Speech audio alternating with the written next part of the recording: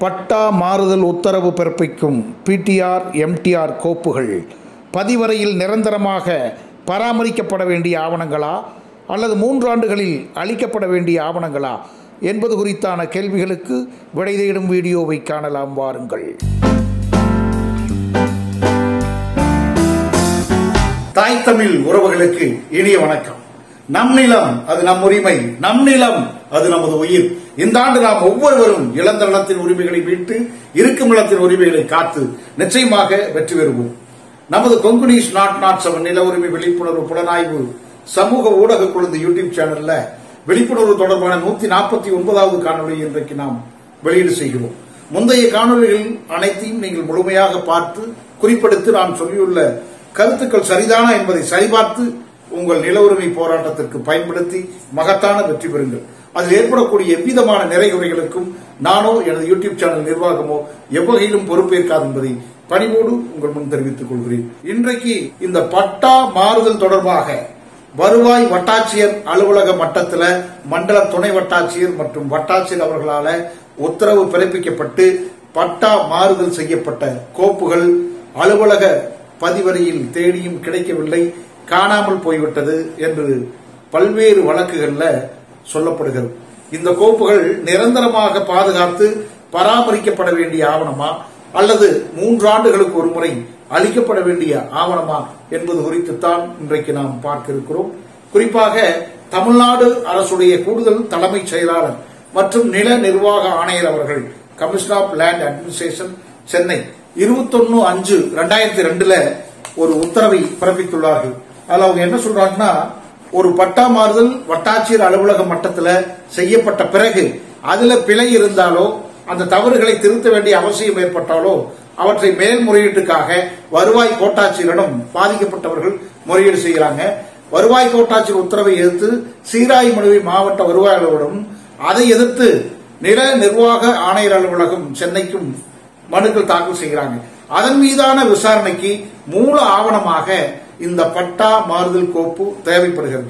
அப்போது இது 3 ஆண்டு கோப்பாக அளித்து விட்டோம் என்று பதில் சொல்லப்படுவதால இது போன்ற இந்த பட்டா முறைகேடு வழக்குகள்ல, தவறாக பட்டா மாற்றப்பட்டதாக சொல்லக்கூடிய வழக்குகள்ல சரியான முடிவு எடுக்க முடியாமல் போன காரணத்தால இனிமேல் வட்டாட்சியர் அலுவலக மட்டத்தில் பட்டா மாறுதல் கோப்புகள் தொடர்பாக உத்தரவுகள் பிறப்பிக்கப்பட்ட பின்னிட்டு அந்த கோப்புகளை முடித்து பதிவறையில் வைத்து நிரந்தர கோப்புகளாக பராமரிக்கப்பட வேண்டும்.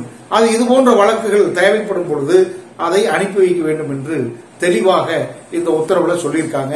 ஆக பட்டா மாறுதல் கோப்பு என்பது நிரந்தர ஆவணமாக பராமரிக்கப்பட வேண்டிய ஒன்று என்பதை புரிந்து கொள்ளுங்கள். நீங்க இந்த 2002 பட்டா மாறுதல் கோப்பு கேட்கும் பொழுது கட்டாயமாக அவர்கள் கொடுக்கப்பட வேண்டும் ஒன்று. இப்போ உதாரணத்திற்கு பழைய அரவக்குறிச்சி தாலுகா, தற்போதைய புகழூர் தாலுகா, தென்னிலை தென்பாகம் கிராமத்துல தலைமை ஆசிரியராக பணியாற்றிக் கொண்டிருந்த வாத்தியார் சின்னசாமி என்பவர் தன்னுடைய நண்பரான கிராம நிர்வாக அலுவலரை பயன்படுத்தி தனக்கு எவ்விதத்திலும் தொடர்பில்லாத ஒரு சொத்துல ஏற்கனவே தனி பட்டாதாரராக இருக்கக்கூடிய அந்த பட்டாதாரருக்கு தெரியாமல், அந்த பட்டாதாரருக்கு எவ்விதமான அறிவிப்போ அழைப்பானையோ வழங்காமல் அமெரிக்காவில் இருக்கக்கூடிய தன்னுடைய மகன் சரவணகுமார் பெயரை முறைகேடாக பட்டாவில் பெயர் சேர்த்துள்ளார்.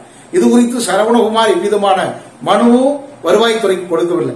தற்போது அந்த முறைகேடுகள் குறித்து விசாரணை ஆடியோ மட்டத்தில் நடைபெறும் பொழுது அந்த பட்டா மாறுதல் கோப்பு வேண்டும் என்று கேட்கும் பொழுது அந்த கோப்பு அலுவலக பதிவறையில் இல்லை, தேடியும் கிடைக்கவில்லை என்ற தகவல் சொல்லப்படுகிறது. இது தற்போதைய வருவாய்த்துறை அலுவலர்களுக்கு பெரும் தலைவலியை ஏற்படுத்துகிறது. ஏன்னு கேட்டா, அப்போதே அந்த பட்டா மாறுதல் கோப்புகளை அவங்க அழிச்சிட்டாங்க.